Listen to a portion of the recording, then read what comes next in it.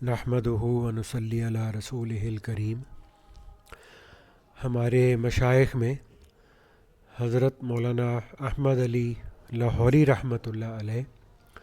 جو ہمارے روحانی سلاسل کے اندر سلسلہ قادریہ راشدیہ کے بہت بڑی عظیم الشان شخصیت گزرے ہیں، انہوں نے مرشد سے روحانی فیض حاصل کرنے کے لیے 3 شرائط کا ذکر کیا ہے۔ تو وہ 3 شرائط کو جب ایک سالک اور ایک مرید پورا کرے گا تو پھر اس مرید کو اپنے شیخ سے سلسلے کا روحانی فیض حاصل ہوگا، اور اگر ان 3 شرائط کو پورا نہیں کیا جائے گا تو انسان کو روحانی فیض حاصل نہیں ہوتا۔ جب روحانی فیض حاصل نہیں ہوتا تو پھر ظاہری بات ہے تزکیہ نفس بھی نہیں ہوتا، اور تزکیہ نفس نہیں ہوتا تو اللہ رب العزت کی محبت معرفت بھی حاصل نہیں ہوتی۔ تو اس لیے ہمیں سب کو ان 3 شرائط کو پیش نظر رکھنا چاہیے۔ اس کے اندر جو سب سے پہلی شرط ہے وہ ہے اپنے مرشد کے ساتھ عقیدت کا ہونا۔ اب ہمارے ہاں یہ ہوتا ہے کہ ہمیں اپنے شیخ کے ساتھ تو عقیدت، محبت، عظمت ہمارے دل کے اندر ہوتی ہے، لیکن دوسرے مشائخ کا وہ والی عزت، اتنا احترام اور اکرام ہمارے دل کے اندر نہیں ہوتا، حالانکہ ایسا نہیں ہونا چاہیے۔ اپنے مرشد سے عقیدت کا مطلب یہ ہے کہ انسان اپنے دل کے اندر یہ خیال رکھے کہ اس دنیا کے اندر جتنے بھی مشائخ ہیں، مرشد ہیں، اللہ اللہ سکھانے والی شخصیات موجود ہیں،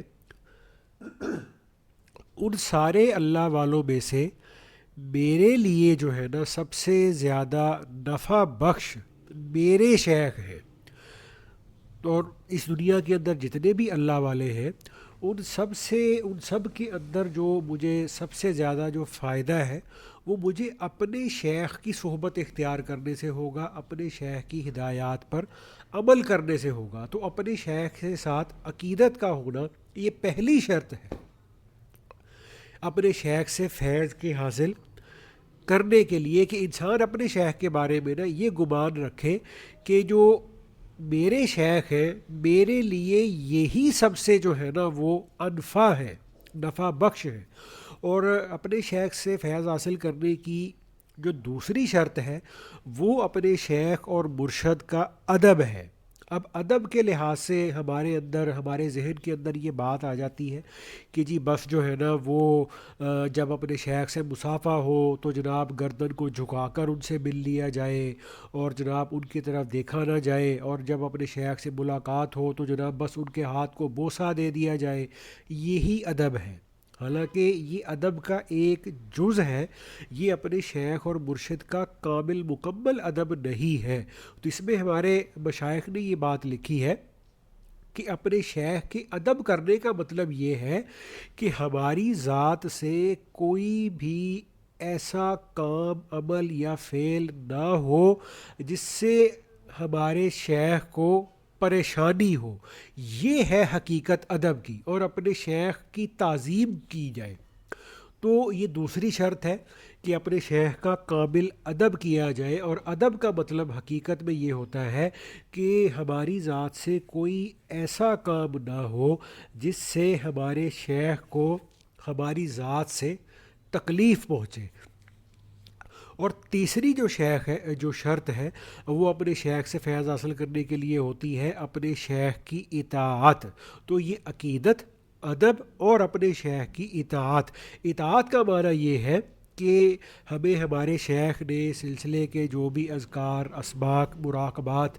کرنے کو بتائے ہیں، انسان ان کو بلا ناغہ روزانہ پابندی سے خلوت میں بیٹھ کر کرے۔ تو جتنا زیادہ اپنے شیخ کے بتائے ہوئے اذکار اور اسباق کا اہتمام کیا جائے گا، اتنا ہی زیادہ شیخ کے واسطے سے ہمیں سلسلے کا جو روحانی فیض ہے وہ حاصل ہوتا ہے۔ تو اب صرف یہی نہ کیا جائے کہ جی بس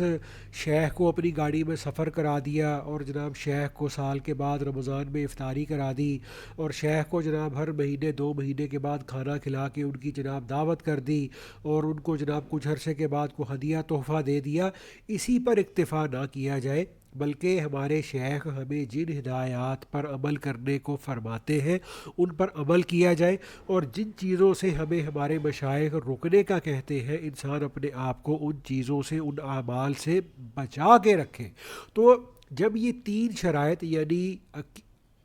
عقیدت، ادب اور اطاعت، یہ 3 چیزیں جب اکٹھی ہو جاتی ہے کسی مرید اور سالک کی ذات میں، تو اللہ کے فضل و کرم سے ایسے مرید اور سالک کو، وہ مرد ہو وہ عورت ہو، سلسلے کا روحانی فیض بہت وافر مقدار میں حاصل ہوتا ہے۔ اور جب یہ 3 شرائط پوری ہو مرید کے اندر، تو بے شک شیخ اپنے مرید کی طرف روحانی توجہ نہ بھی کرے تو بھی مرید اور سالک کا جو قلب ہے وہ اپنے شیخ کے قلب سے روحانی فیوزات کو ایبزورب کرتا رہتا ہے۔ اور ان 3 شرائط کے ہوتے ہوئے اگر شیخ کی روحانی توجہ انسان کو مل جائے، پھر تو سونے پہ سہاگا ہو جاتا ہے۔ تو اس لیے بھئی اللہ پاک ہمیں اس روحانی سفر کے اندر ان تینوں شرائط کو احسن طریقے سے پورا کرنے کی توفیق نصیب فرمائے۔